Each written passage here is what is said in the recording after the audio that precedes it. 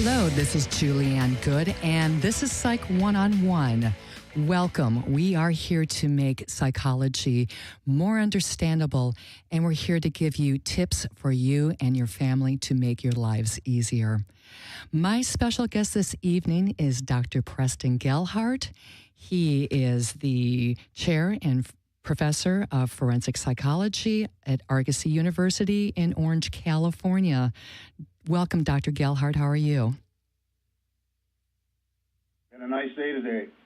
It has been a nice day today. Yeah, it's been gorgeous in Southern California, so we're very fortunate.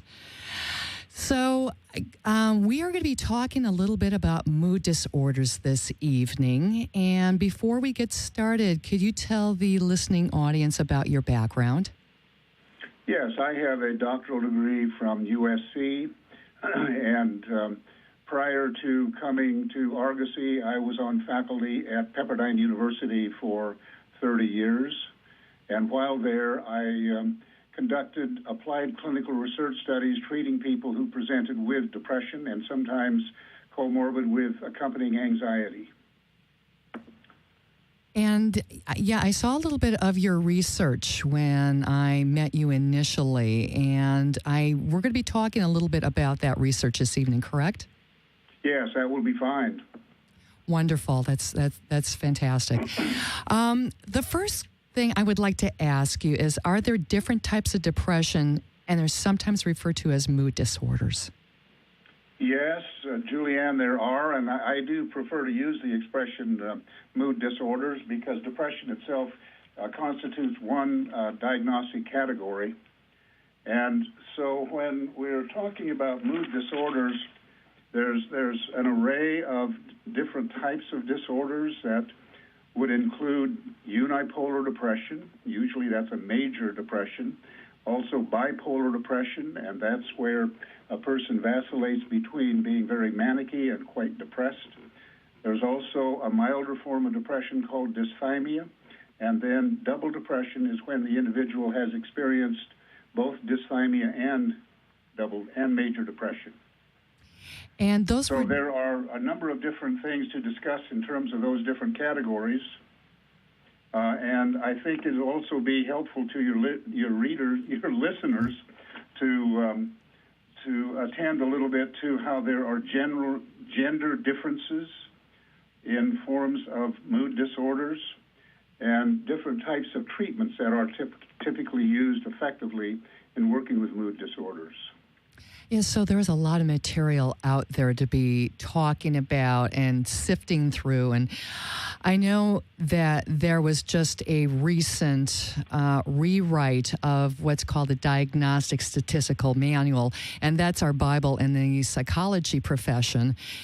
That is what we go to when clinicians need to diagnose somebody. So it's kind of a recipe in a way for, to take down the symptoms of a client or a patient and then try to sift through and figure out exactly what's going on with that person, correct?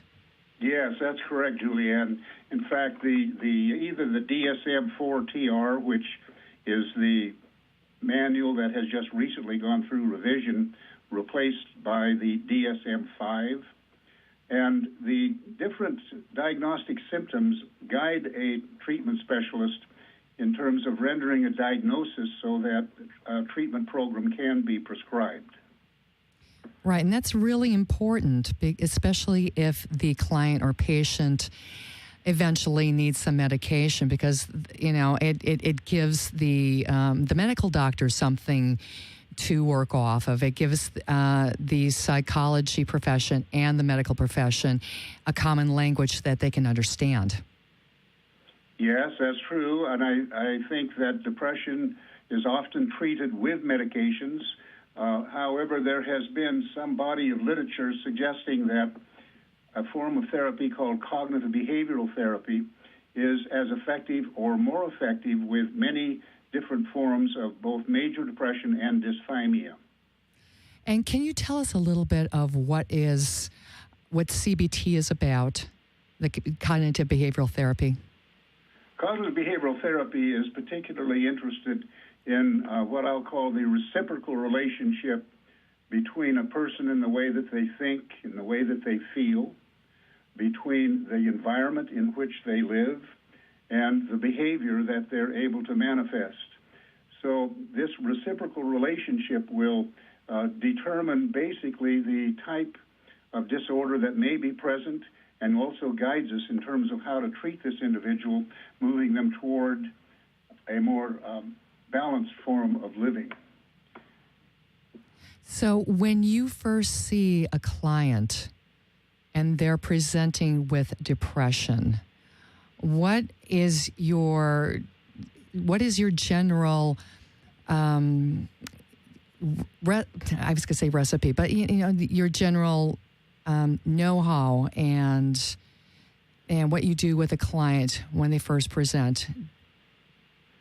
Well, we're particularly interested not only gathering diagnostic information about them relative to the Diagnostic Statistical Manual, but we're also very interested in interviewing them regarding the type of environment in which they live. We observe the behaviors that they're manifesting, and we do want to talk with them about the way that they think about their life experiences. There's a noted psychiatrist with the name of Aaron Beck who has done a great deal of research in the area of treating people that present with depression. And Beck established a triangle where he referred to depressogenic cognitions. Beck was primarily interested in cognition, but he also realized the importance of behavior, so that was part of his treatment. But what Beck initially looked at was the relationship between self, the individual has of themselves and the situation in which they find themselves. He's interested in what they think about their future and whether they're quite negative and hopeless about the future. And he's also interested in what they think about their environment and other people in the environment. And the depressogenics that we find here is usually referred to as a negative triad. This triad interaction between self, environment, and future. And so as a treatment specialist, I'm particularly interested in gathering information about that because I typically can identify that the individual is in an environment that has a very low rate of positive reinforcement, a low rate of being recognized as being a favorable person by others, that the individual's receiving information and reinforcement from his place of employment. His socialization is usually positive. But when an individual is experiencing the mood disorder, that's where we find that there's a low rate of positive reinforcement. And equally, there's a high rate of aversive experiences wherein the individual cannot hold a job, he's going through a divorce, he's experiencing substance abuse problems, and this also will lead toward dysphoria and forms of depression.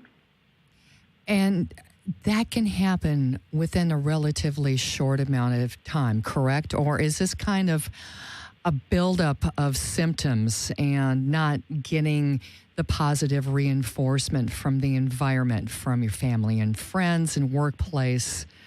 Mm-hmm. Much of our literature suggests that this occurs over a period of time.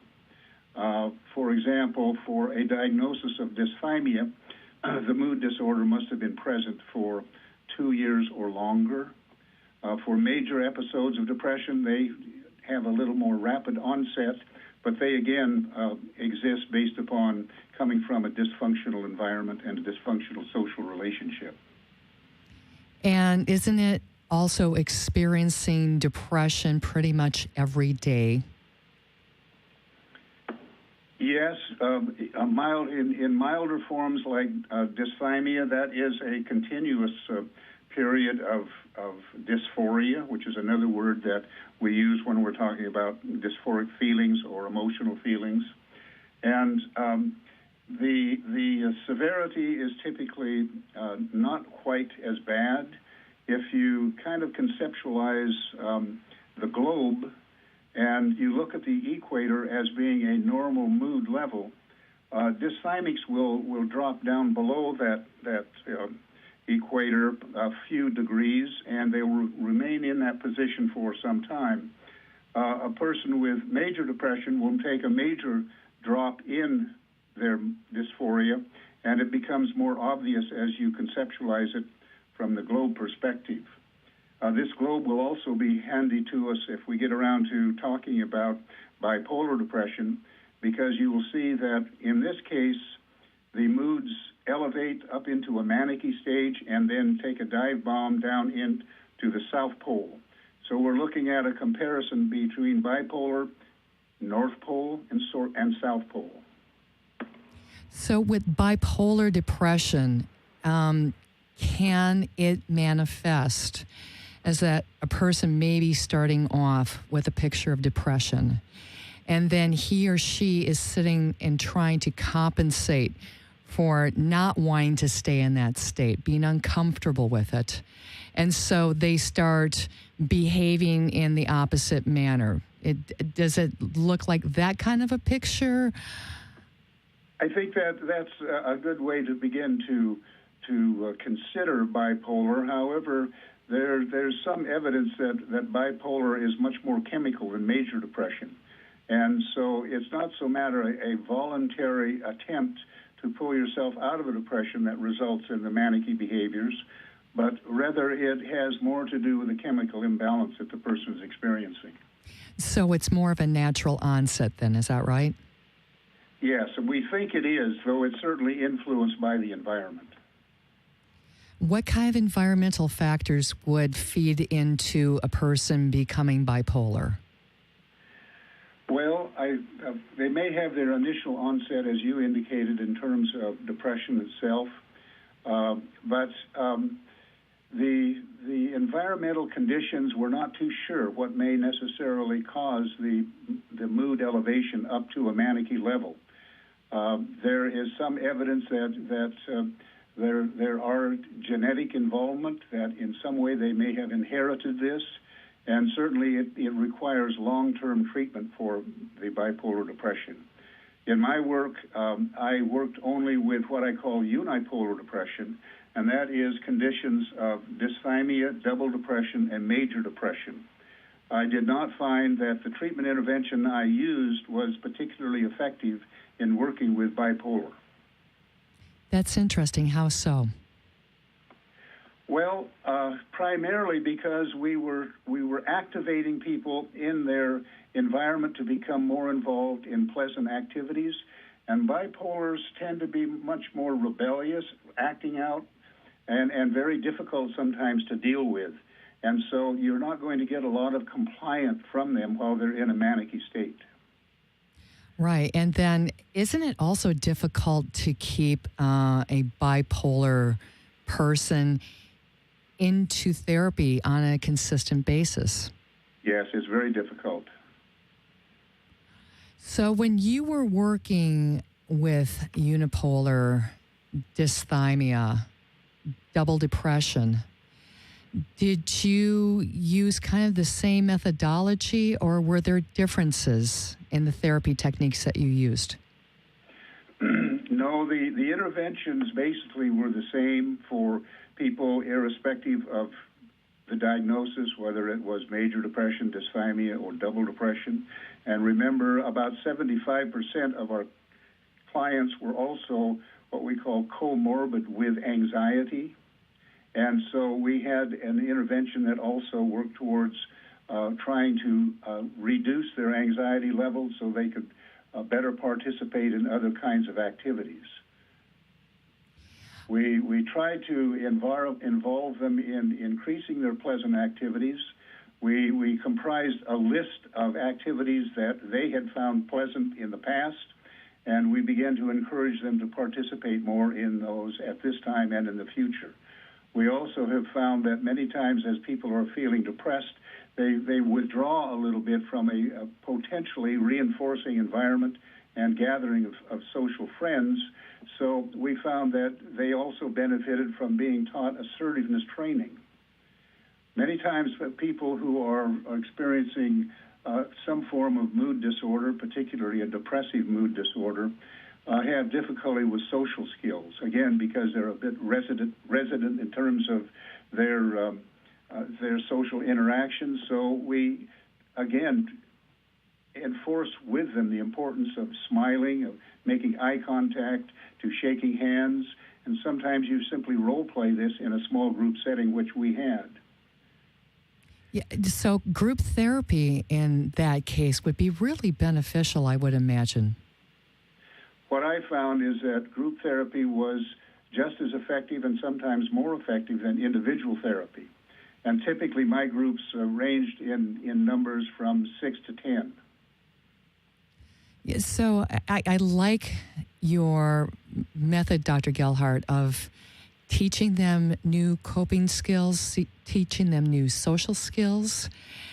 And you have, yes, that's correct. You have used the correct word, coping. In fact, this particular intervention uses a textbook as well as a workbook, and it becomes like an educational experience during all of our group sessions. And the name of the textbook is Coping with Depression. We find that if we can, in fact, enable people to learn how to better cope with their environment, it's more likely they're going to receive more reinforcement and not become as depressed. In my research, which was over about a 12-year period of time, we found that 100% of our clients presented with depression. They were diagnosed with depression. At the conclusion of our small group intervention, which was 12 individual small group sessions, 100% of our clients experienced mood elevation, and 80% of them were no longer diagnosed with depression. Wow, those are fabulous numbers. And these figures are not simply the results of my work. They also have been the work of Dr. Peter Lewinson from the University of Oregon, who in fact is the person responsible for basically developing this particular intervention. And we also found that in addition to mood elevation, we noticed a lot of anxiety reduction. Yeah, and they seem to go hand in hand. Is that right? They seem to co-present, yes. Whether you are working with a person with a primary diagnosis of anxiety, they will have about the same percentage of depression. So basically, when you're going to do an intervention for a person that is presenting with either anxiety or depression, your intervention should be sensitive to the additional diagnosis, or at least the potential of that additional diagnosis. Right, and that requires sometimes more digging with the client and more sessions, because it takes a while to really get to know a person and to start peeling off the layers of the onion, the psychological onion. So how long, now you were saying for the group therapy, how many sessions were that again? We had 12 sessions, 12 two-hour sessions, and they were dispersed over 2 months. Wow, that's pretty intense. So yes, it's a very intense intervention. Yes. And we also had assignments that they had to complete every day outside of therapy sessions themselves, and upon their return, they would have to review with us what they had experienced during that time. That's great. And also with the group therapy, that gets them out of the isolation mode, which is so prevalent with people who are experiencing depression. A lot of people just want to go home, hide out, whatever, and just, escape from the world, essentially. So, yeah, group therapy would be wonderful. It's a very effective intervention. As I say, it is as effective and sometimes more effective than individual therapy. Yes, so Dr. Gelhardt, we are going to be taking a short break here. You take a breather, and we will come back and start talking about mood disorders again. I would like to let the listeners know also that if they would like to see me for therapy, I have my office in Cerritos, California. My phone number is 562-234-4650. My email is jgoode8@verizon.net. Please contact me for anything that you would like to talk about, discuss, and anything about the show or therapy. And we will be coming back after this break. Thank you.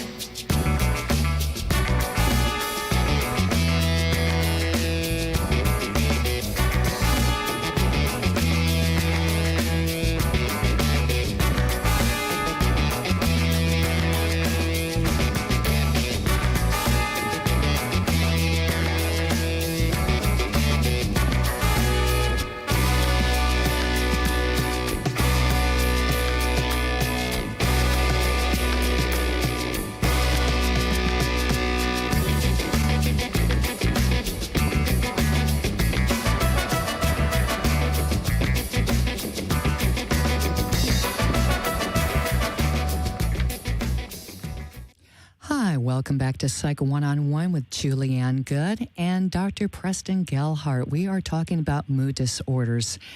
And Dr. Gelhart, you were speaking before about the gender differences with mood disorders. Can you discuss that a little bit, please? Yeah, this is, I think, a very important area for people to become aware of in terms of issues of mood disorders. We see that females seem to present with a higher prevalence for depression than males.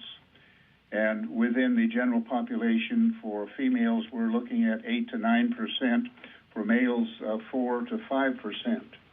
Now, there's quite a bit of discussion on this issue. The strongest position that I've identified is that females are more apt to present for treatment for feeling a mood disorder, and they are more apt to benefit from the therapeutic intervention. Males, on the other hand, are somewhat remiss at coming in for depression, seeking treatment, and when they do, they typically do not benefit quite as much over a long period of time as females do. But they're more apt to turn to drinking alcohol or becoming involved in some kind of coping activity that many times is antisocial. I can tell you, based upon data from my particular study, that men and women presented with about equal levels of depression. Their responsiveness to the intervention was about the same. And I did testing not only at pre-test but also post-test, and then 1, 6, 12, and 18 and 24 months thereafter. So I gathered information on the effectiveness of the intervention. At 18 months, men began to show a slight increase in levels of depression. And at 24 months, they again were symptomatic for depression, whereas females continued to show a reduction in their mood disorders. So where we have a lot of empirical data based upon my work as well as that of others, we still recognize that it may be an environmental or a social factor that is the difference between. I have no data in terms of why at 24 months my men were again symptomatic for depression. All I know is that was the testing results that I acquired. So that you bring up a good point about men and mood disorders and seeking treatment for that. There is a socialization component to it. There's the stigma of a lot of men probably don't want to say to somebody, hey, you know what, I'm having problems here. I needed to go seek some counseling. I needed to get some help. Did you come across that quite a bit when you were doing your research? Yes, I think that when we did our intake interviews, we identified that these were male clients that were coming to us as almost like a last resort. These were, by the way, other measures that we looked at included attempted suicides, suicide ideation, substance abuses, divorces. We looked at quite a few what we call social demographic information. And men clearly were presenting as though this is their last resort. Yeah, which is sad. I mean, I think a lot of men get up to that point where, you know, they get up to a wall and it's one route or the other. So I also found that in general, females were more compliant with the intervention and completing their homework assignments. So I know that there's more research and studying going on with, you know, doing therapy with men and constructing some type of therapy that's going to be just specifically geared towards them so that, you know, especially dealing with the resistance and the, you know, what it means to be a man. Do you have any thoughts about that? Well, I'm not sure that I have any data that I can report to you regarding that idea. I just know that the intervention that I have used and has been used by other people has been particularly effective in working with this particular grouping of diagnostic categories. Mm-hmm. And does it seem for men that group therapy approach is more effective than personal therapy? Well, the literature does not necessarily support that. But I think probably because there's more individual therapy going on in these research centers than there will be group therapy. But the comparative studies that have been done indicate that the group therapy is as effective. Okay, and have you done any research on, you know, the gender differences? Since women experience depression more than men do, have there been any studies that you've seen and that it could possibly be also a hormonal component to that? There could very well be. There certainly will be hormonal differences between males and females. I'm not familiar with any particular literature at this point on that idea. And also, what about depression differences in age groups? Well, that too is an area of interest. And we're finding that there's a higher prevalence of depression in younger age groups today than we often thought there was in the past. Some recent data suggests that nearly 10% of the age group 18 to 25 are presenting with depression. There is a prevalence level at that 10% factor. Whereas in the older groups, like 50 plus and above, here the percentage is about 5%. So there seems to be some difference in terms of the younger group experiencing more depression than they did a few years ago. And I know in one of my discussions with you, you hypothesized that this may in fact be the baby boomer phenomenon coming through. But I think there's no doubt that environmental changes, environmental social changes, do have a major effect upon the occurrence of mental health problems. Right, and as we were discussing personally yesterday, just the seesawing of the economy still right now since 2008, and people having to shift what they really need in terms of just sheer survival, and having to maybe move in with family or move in with friends or move into a house and have 5 or 6 people living in that household. I mean, it seems like it's really shifted lately. Well, I think it has. I was watching the Today Show this morning, and they had a brief news report on the increase of young adults between the ages of 20 and 30 returning home to live with the parents. They've graduated from universities. They cannot get a job.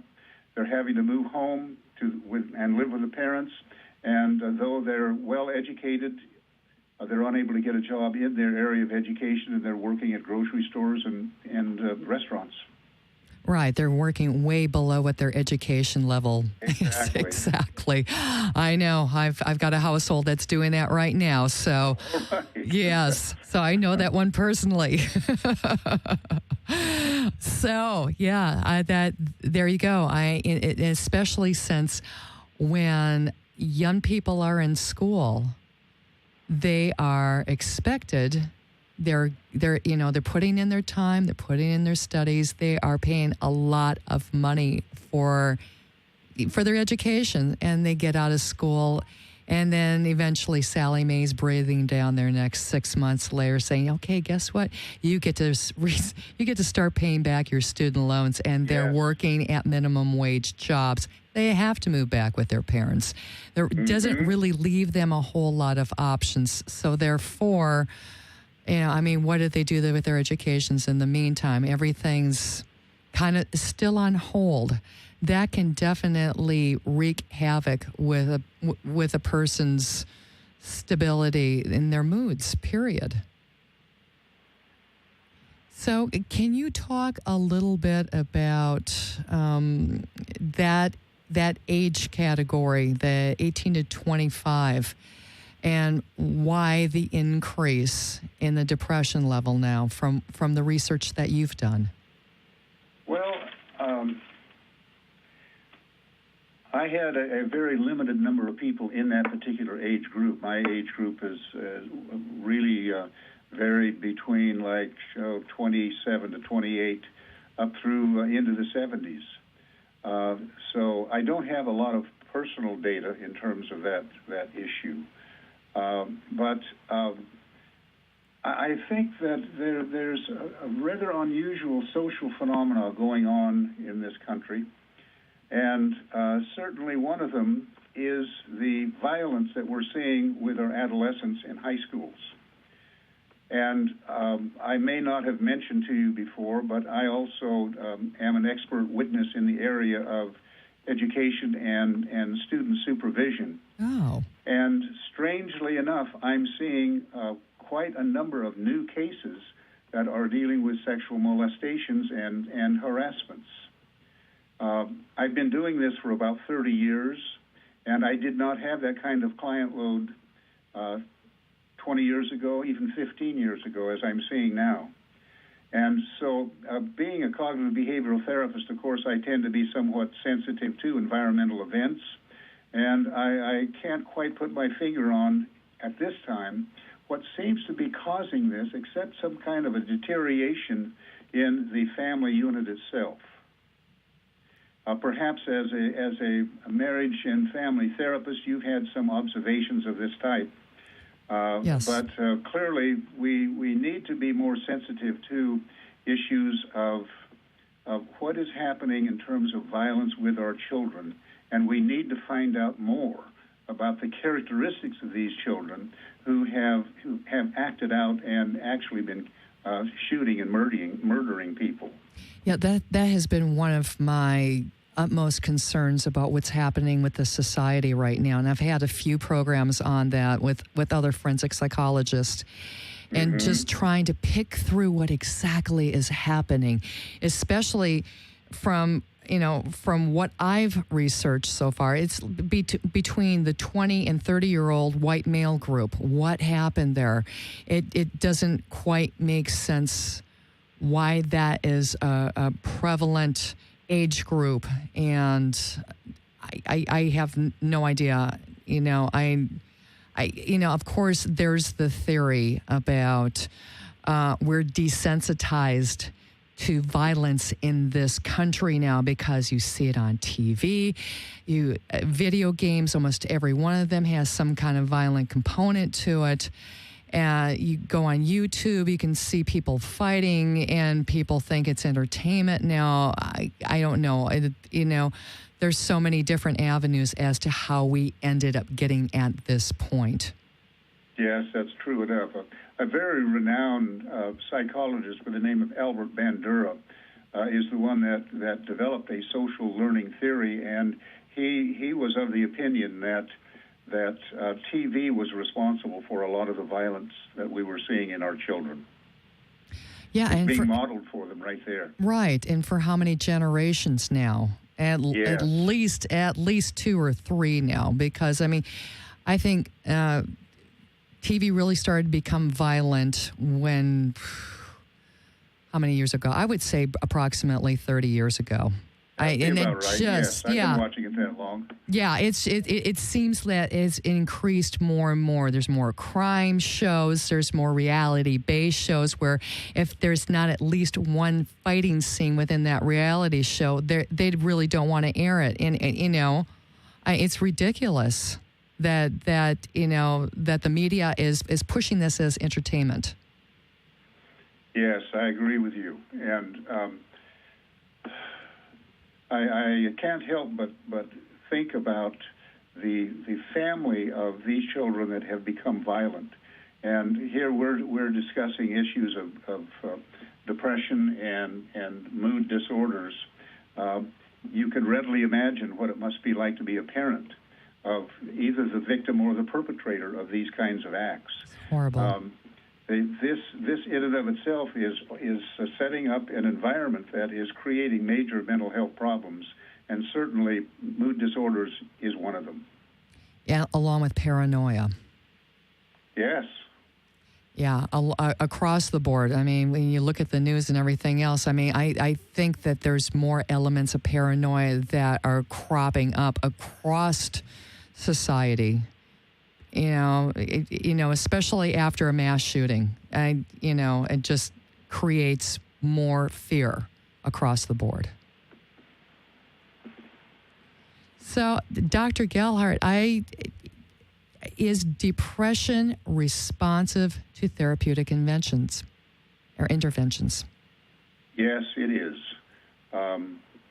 As I said, 100% of my people presented with diagnosed depression, and at the conclusion of the intervention and in follow-up out to 24 months, only the males again became mildly depressed, and up until that was only at the 24-month period, and at the other follow-up intervals, the intervention was shown to be effective. They no longer were symptomatic for depression. They had learned life skills that enable them, to use your expression, or Lewinson's, to cope with events in their lives. They had learned the skills of being able to act in a way that did not attract aversiveness. They had learned to think in a more positive way about their families and other people whom they know. And they had learned how to use skills that enable them to better control their feelings. Relaxation, and I encourage everyone to practice relaxation on a regular basis. So important. To learn assertiveness skills so that you're standing up for your rights, not necessarily that it means being aggressive, but rather you're being assertive and saying, well, wait a minute, I have a right to expect this to happen. And so as they have learned these skills, as I say, 80% of my clients were no longer presenting with symptoms of depression, and I was quite impressed with those findings. And I might also mention to you that though I'm primarily referring to the adult male and female populations in terms of mood disorders. We also conducted a study of geriatric clients and found that, again, they responded quite well to the interventions that they were taught, and they did not necessarily present with as much depression as the typical adult population did. That's important because, especially in the geriatric population, loneliness is sometimes a daily factor within a lot of that population. So to be able to combat that and to have the skills available so that they can cope with it and reach out and do other things other than, sinking into their loneliness is so important. Mm-hmm. Most of our clients were in retirement homes, which was a population we were particularly interested in. I might, as a side thought, I might mention to you that my wife is currently finishing her dissertation, and she was interested in mental health characteristics of the homeless who resided on the street and the homeless that resided in homeless shelters. And depression was certainly one of the issues that she was measuring. And quite naturally, given the more in the sheltered area where you have more of a socialization factor present, they were not experiencing quite as much depression as those people walking on the streets. That must be incredible work, and kudos to your wife. That's wonderful. So, just briefly, can we touch upon medication as an effective intervention for the treatment of depression? Yes, I think meditation has a place in our therapeutic interventions, though I personally have been working as a cognitive behavioral therapist. That doesn't mean that I've closed my eyes to other forms of intervention, and I think meditation is very valuable. I remember when we went through a period where, what was it called, tea meditation or something of that nature, but we practiced our medication 20 minutes a day. And meditation, at least as I learned it, also incorporated being relaxed and practicing different relaxation procedures. I still do so. I know 4 specific relaxation techniques that I always teach my clients that work very effectively for me. I have seen it happen because I've practiced it for so long. I've seen it happen when I'm in an extremely stressful situation. I get the visual imagery that I've meditated about. And I think that when people can get to the point of doing that, they're better equipped to deal with the stresses that they're going to experience, and particularly the unpredictable stresses that may happen. And in our society today, I think that we all have times when something happens we hadn't anticipated at all. Yes, it seems to be happening more often than not. And to have those techniques at your disposal when you need them is invaluable, especially deep breathing. I talk about doing deep breathing quite a bit on my shows, so yeah, it's wonderful. Also, what about medication use? Medication has been used effectively with people presenting with mood disorders, and unfortunately, sometimes it is almost the treatment of choice, because all you have to do is pop a pill and maybe feel better, rather than spend hours in therapy. We're such a busy society, and we are so wedded to medical treatments that we overlook the importance of learning a new way of living that will reduce any kind of mood disorders and anxiety disorders that we may be experiencing. But yes, medication has been used effectively. With my clients, if they were on medication when they came into the program, I told them that I'd be happy to work with your prescribing physician if you want to go off of the medications. Otherwise, you can continue on them and you can still be a part of this intervention. I had several people that we did work with that helped take them off of medications, and as far as I know, out to a 2-year period, they were no longer medicated. Yeah, and it's wonderful. And that's, it's really a case-by-case situation. What may work for one person may not work for another person. And I think That's a lot true. of people need to realize that, too, and you're right.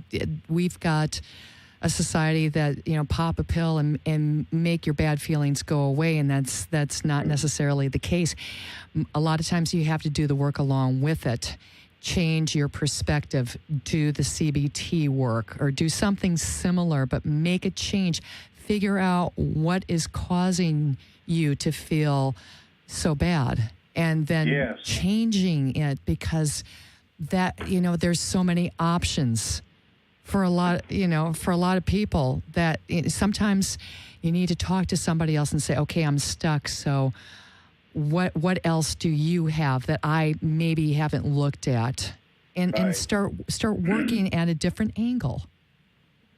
Well, some of the data that I gathered had to deal with prior or current medication use, and they both groups, those who were either on or had been using medication, and those who were not, had never been medicated.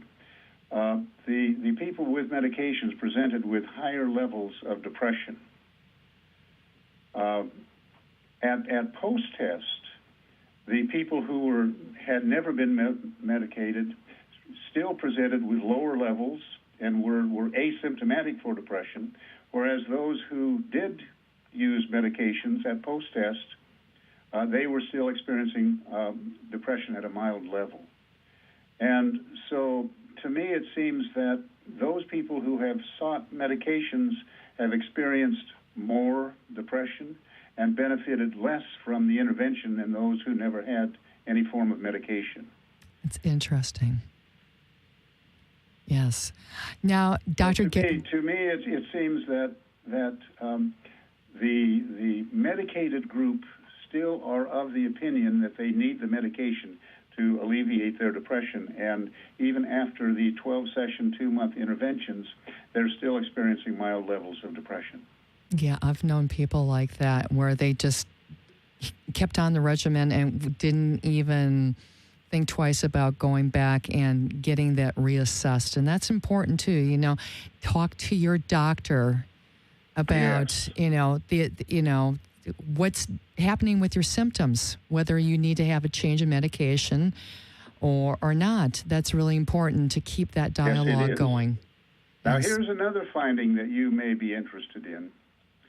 I found the higher levels of education, the less the clients benefited from the intervention. Yeah, that seems to be the case. Remember that this is a cognitive behavioral intervention where you have homework assignments and behavioral activities in which you must involve yourself. People who have master's degrees and doctoral degrees, and I had several doctoral level people, they did not benefit as much from the intervention, and I'm of the opinion that they said, well, all I have to do is realize how I'm supposed to change, and I don't have to change. I do it cognitively. I can think about it, and I won't feel depressed anymore. And it didn't work for them. Yeah, it doesn't always go that way, thinking it goes away, right? And you have to do the work again, yes. So, Dr. Gelhardt, as we are wrapping up the last 2 minutes here, is there anything else that you would like to say about mood disorders? Well, I'm not sure at the moment. We've done a pretty good job of covering the waterfront on this. I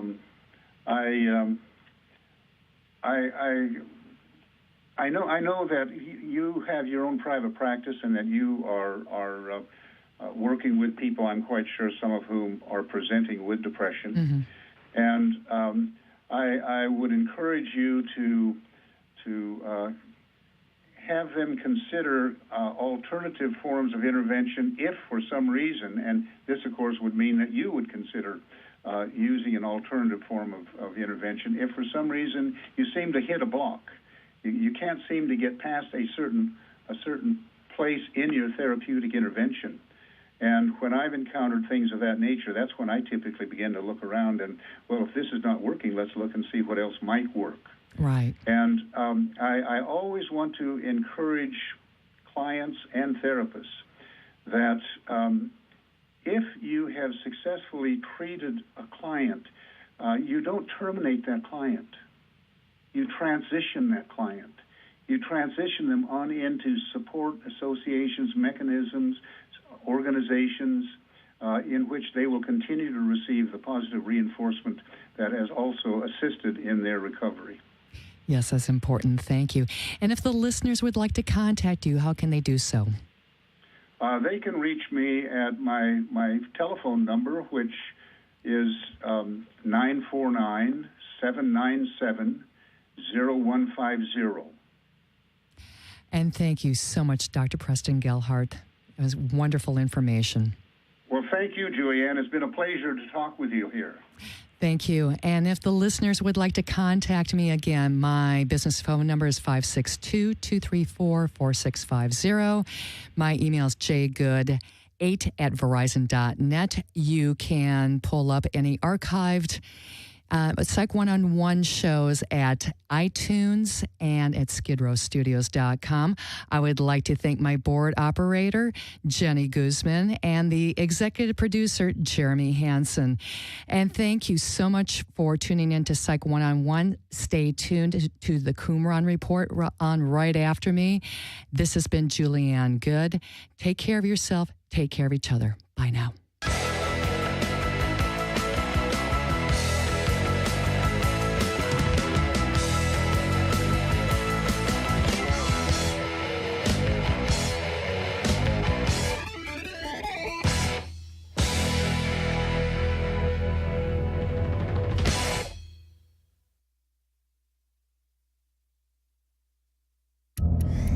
Do you have an idea for a radio show or